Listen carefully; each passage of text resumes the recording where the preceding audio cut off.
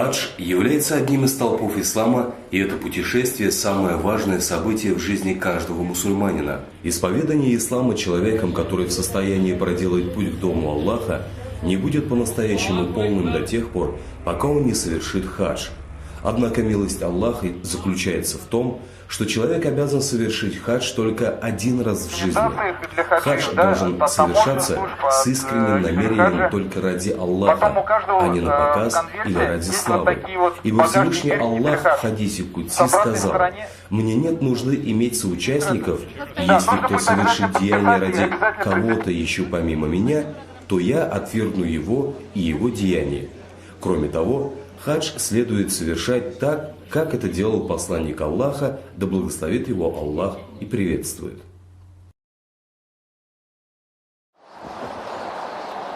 В настоящий момент Идл-Хадж предлагает на выбор два типа паломнических программ – комбинированный и авиационный. Комбинированный маршрут рассчитан на паломников, которые помимо совершения основного паломничества заинтересованы в посещении различных стран и готовы к определенным трудностям. Авиационный маршрут рассчитан на людей, считающих свое время и рассчитывающих совершить паломничество в кратчайшие сроки.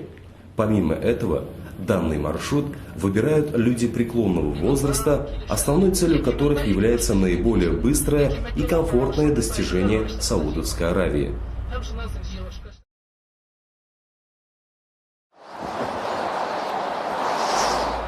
Ихрам – это первое, что необходимо сделать перед совершением хаджа или умры. Входить в состояние ихрама с намерением совершить малое паломничество можно в любое время в течение года, а с намерением совершить хадж в определенные для хаджа месяцы – Шавваль, Зулькадда и первые 10 дней месяца Зулхиджа. Хадж и умра начинаются с вхождения в состояние ихрама в специально определенном для этого месте микате.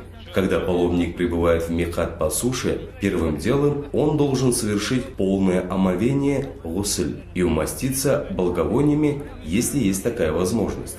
Затем паломник-мужчина надевает специальную одежду ихрам, которая состоит из двух кусков белой чистой ткани, используемых в качестве набедренной повязки и накидки. Специальной женской одежды ихрам нет. Поэтому женщина может одевать любую не облегающую ее тело одежду любого цвета, но без украшений. Затем паломник делает намерение войти в состояние ихрам, чтобы выполнить обряды умры или хаджа, и произносит слова тальбии. Когда паломники прибывают в Саудовскую Аравию воздушным путем, капитан воздушного судна обычно объявляет пассажирам о том, что скоро они будут пролетать мимо миката, и когда самолет достигает этого места, паломники приступают к совершению обрядов умры или хаджа, начиная повторять слова тальбии. В соответствии с сунной мужчины произносят слова вслух, а женщины про себя. В состоянии храма некоторые действия являются запретными. Поэтому паломнику необходимо следовать указаниям руководителя группы и быть очень внимательным.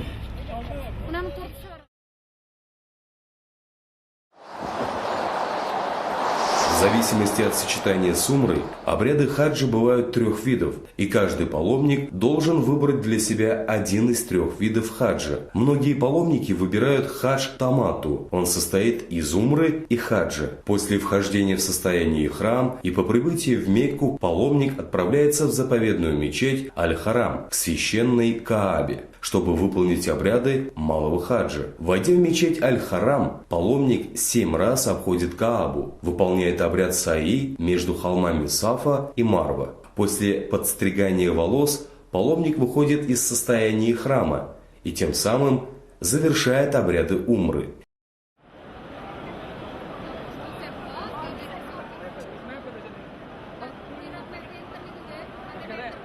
Все запреты, связанные с состояниями храма, с него снимаются, и он ожидает наступления времени хаджа.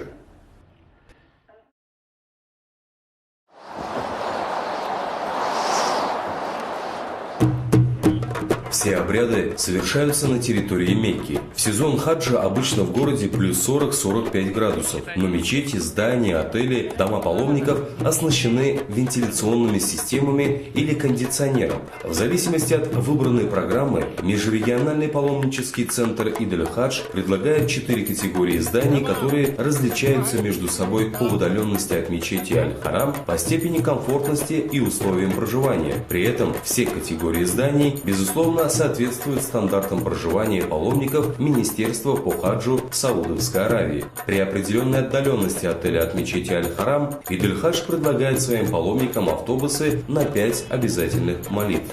В зависимости от выбранной программы отличается и питание паломников. Практически в каждом здании на этажах имеются кухни. Но в настоящее время, в связи с тем, что Министерство чрезвычайных ситуаций Королевства Саудовская Аравия в местах проживания паломников в сезон хаджа запретило использовать газовые и электрические плиты, готовить там еду нельзя, и всем паломникам приходится питаться либо в кафе, либо оплачивать питание при приобретении путевки. В обычном кафе стоимость блюда из риса и куриного мяса составляет 10-12 реалов.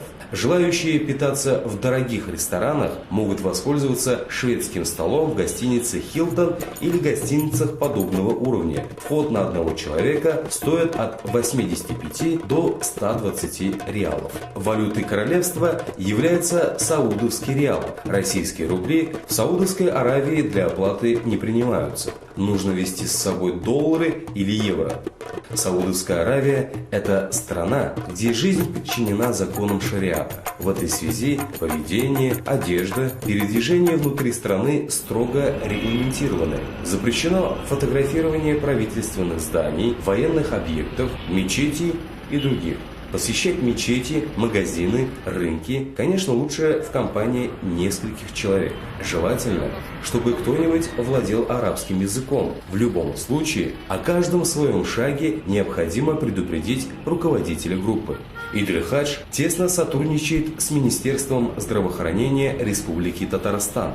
Для оказания необходимой медицинской помощи в городе Мекка организуется работа медицинского пункта, в котором врачи ведут посменно круглосуточный прием больных. Идл-Хадж на территории Саудовской Аравии работает с более 80 частными клиниками. И поэтому, если заболевшему паломнику требуется более серьезная медицинская помощь, то он может быть госпитализирован в лечебное учреждение с высококачественным медицинским обслуживанием.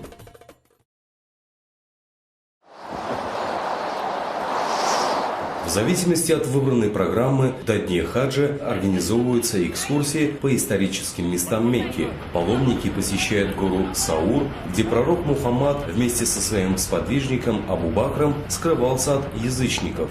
Пещеру Хира, где были ниспосланы первые аяты священного Корана. Хаджи знакомятся с долинами Мина, Мудзалифа и Арафат. В этих местах и пройдут основные обряды хаджа.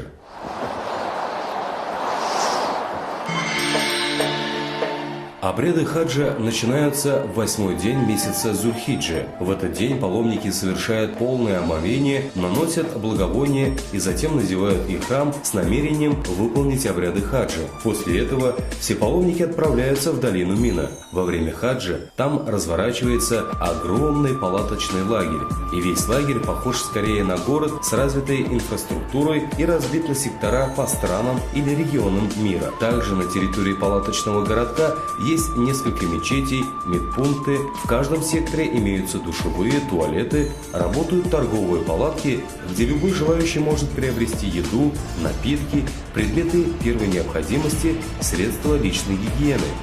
Каждая палатка оборудована кондиционером, электричеством. Пол в палатке земляной, покрыт одним слоем коврового покрытия. В палатке паломники располагаются из расчета 1 квадратный метр на человека.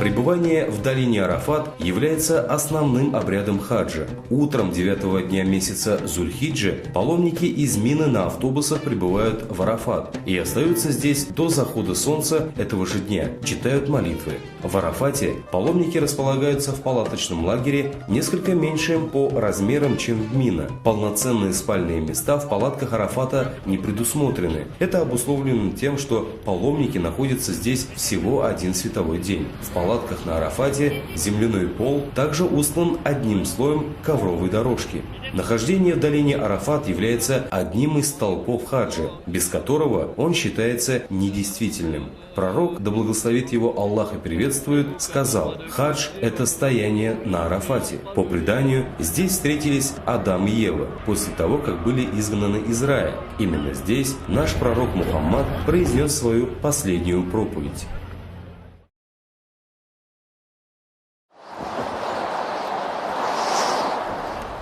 Муздалифа – это открытое, каменистое, продуваемое ветрами место, где паломники должны провести одну ночь. Долина находится между Мина и Арафатом.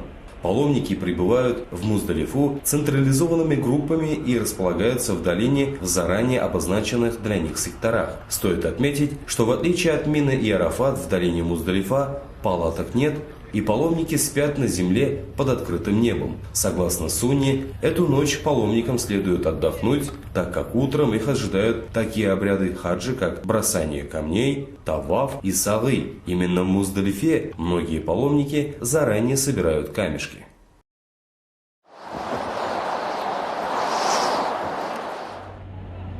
Во время хаджа праздник жертвоприношения не проводится так, как мы привыкли его отмечать. Большинство паломников в настоящее время просто оплачивает стоимость жертвенного животного специализированным фирмам, которые организовывают забой животных и впоследствии распределяют мясо среди самих хаджиев как внутри королевства Саудовской Аравии, так и за его пределами. Паломники возвращаются в долину Мина и совершают обряд бросания камней. Этот обряд был передан еще со времен пророка Ибрагима, но сейчас данный ритуал не считается обрядом биения сатаны, как многие привыкли воспринимать, а показатель поминания и покорности Всевышнему Аллаху. В дни Ташрика паломники в 3 джамарата бросают по 7 камушек.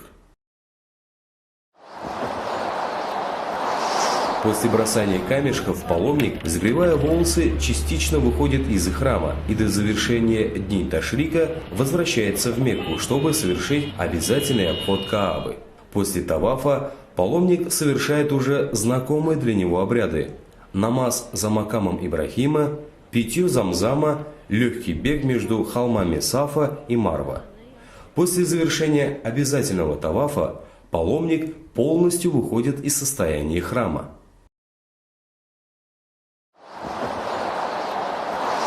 После завершения обрядов хаджа паломники до отъезда продолжают жить в Мекке. Тем временем они могут выполнить дополнительную умру или тавафы. Перед отъездом из Мекки паломнику следует совершить прощальный обход, последнее свидание с заповедным домом Аллаха. Прощальный обход Каабы – это последний обязательный ритуал хаджа, который гости Всевышнего должны совершить перед самым отъездом домой.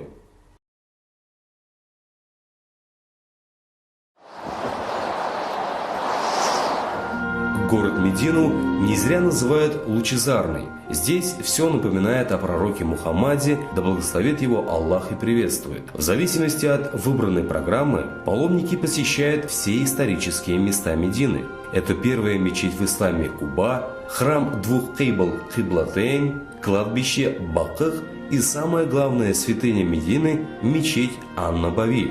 Дом Аллаха можно посещать в любое время года, и его посещение не входит в обряды хаджа. Паломник может приехать сюда и до, и после паломничества. Здесь находится могила, михраб, минбар пророка Мухаммада. Также в храме похоронены сподвижники посланника Абу Бакр и Умар.